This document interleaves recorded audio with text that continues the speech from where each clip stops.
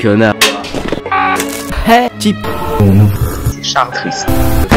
C'est moi, là. Oh. Billy. Thune. Parti. Charles.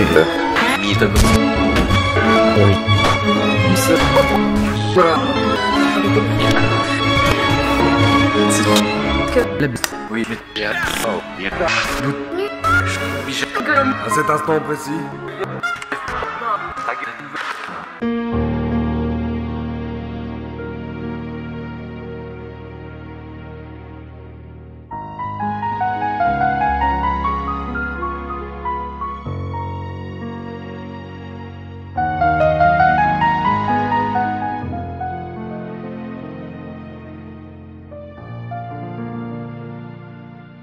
Chapitre 1. Genèse. Le mangeur de patates. 15 ans. J'avais un bon souvenir de l'art cinématographique.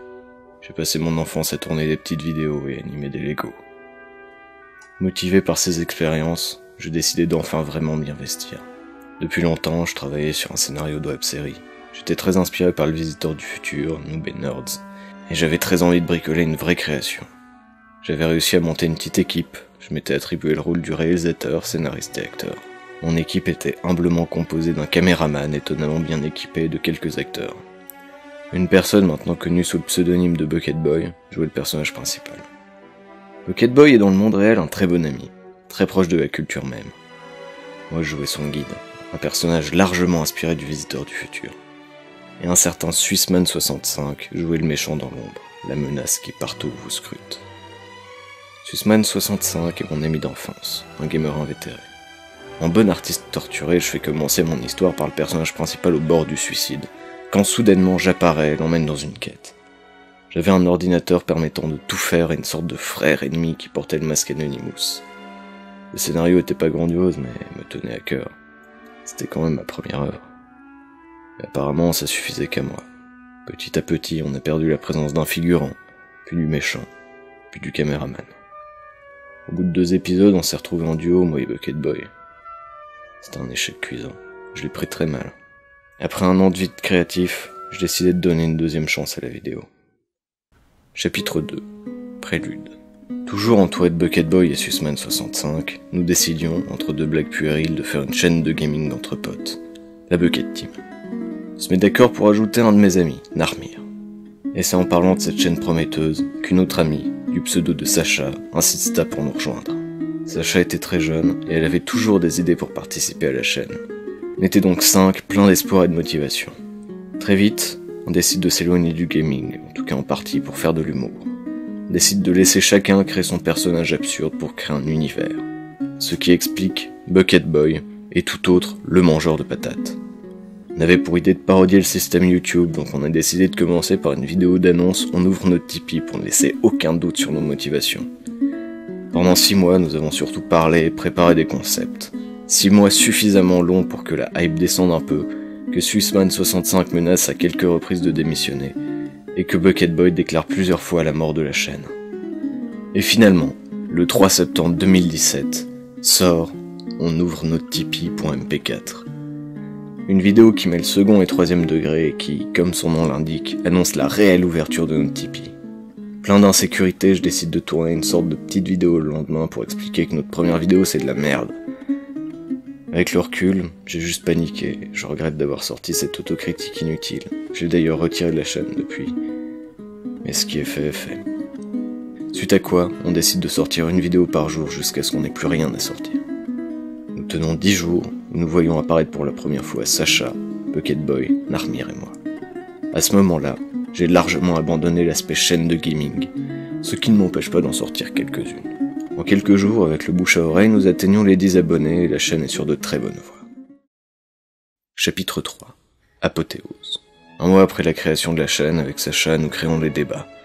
Une émission en improvisation qui consistait à avoir un choix, à faire 2 choses aléatoires et de débattre dessus en essayant de faire le plus de blagues possible. La fin était toujours la mort d'un d'entre nous. Peu à peu, nous passons tous les week-ends à faire des vidéos. La chaîne devient quasi totalement ma chaîne et celle de Sacha. Elle devient ma meilleure amie. Par la force des choses, je suis obligé de déménager la maison dans laquelle j'ai grandi. Quelques mois après, nous mettons aussi en ligne La Sortie, première vraie fiction de la Bucket Team. Petit sketch de merde écrit et tourné en à peu près 1 heure et qui, pendant longtemps, fut la meilleure vidéo de la chaîne. On continue à faire des vidéos sans qu'elles soient forcément bonnes, mais on s'amusait beaucoup. On décide aussi de mettre un rythme de publication d'une vidéo par semaine. Chose absurde, mais c'était faisable et YouTube avait publié des conseils pour faire grandir sa chaîne. Le rythme de publication en faisait partie. Cette contrainte me fait faire de toutes petites vidéos. Je décide d'ouvrir un mail pro pour essayer de faire des vidéos avec des gens et possiblement aider des petits créateurs. On choisit unmaxdepez@gmail.com. C'est quand même super marrant. Aujourd'hui encore, je n'ai reçu aucun mail sur cette adresse pro. J'ai fait ma première collaboration, le matin. Une petite animation faite à la souris avec un ami à moi. Et le temps passe comme les vidéos. J'envoie une idée à Bucket Boy et là, le vent. L'absence de réponse totale. Au bout de plusieurs jours dans lesquels je n'avais aucun doute sur le décès de Bucket Boy, il m'informe de l'expérience sociale de la solitude. Au bout d'1 an de publication, j'arrive enfin à sortir mon projet phare. Le travail de plusieurs mois, mon chef-d'œuvre, Inkema. Une sorte de plagiat de Crost et Chroma, mettant en scène mon compère Bucket Boy et moi, son sidekick rigolo qui parle de cinéma. n'est pas très bien fait, mais ça transpire la passion, et même si c'est pas excellent, j'aime inconditionnellement cette vidéo. D'autre part, avec Sacha, lors d'un séjour à la montagne, on tourne une vidéo d'Halloween. Un mini Blair Witch Project, un tout petit truc assez sympa. Ce qu'on voit pas du tout, c'est que dans ma vie, il y avait rien d'intéressant à l'exception de la chaîne. C'était pas juste une passion parmi tant d'autres, c'était le seul truc dans ma vie. Je commence à travailler sur la suite d'Inkema et décide de la faire sortir à Noël. On fait une sorte de making-of pendant le tournage, ce qui donnera une des vidéos qui transpire le plus l'après-midi entre amis, Bucket Boy vs The World. Pour Noël, on fait un calendrier de l'avant d'une vidéo par jour. On sortira une petite vidéo assez drôle, mais Rob le Blob. Tout se passe pour le mieux, et pour Inkema, j'arrive à faire apparaître un vrai guest, Varobaz, un youtubeur que je suis et admire depuis longtemps. Et là, à mes yeux, on atteint l'apothéose de la chaîne. Chapitre 4. Déchéance. J'ai évoqué précédemment que Bucket Boy m'a fait l'expérience sociale de la solitude. C'était pas juste un fait inutile. Bucket Boy sort une vidéo directement tirée de cette anecdote triviale. N'oubliez pas vos amis.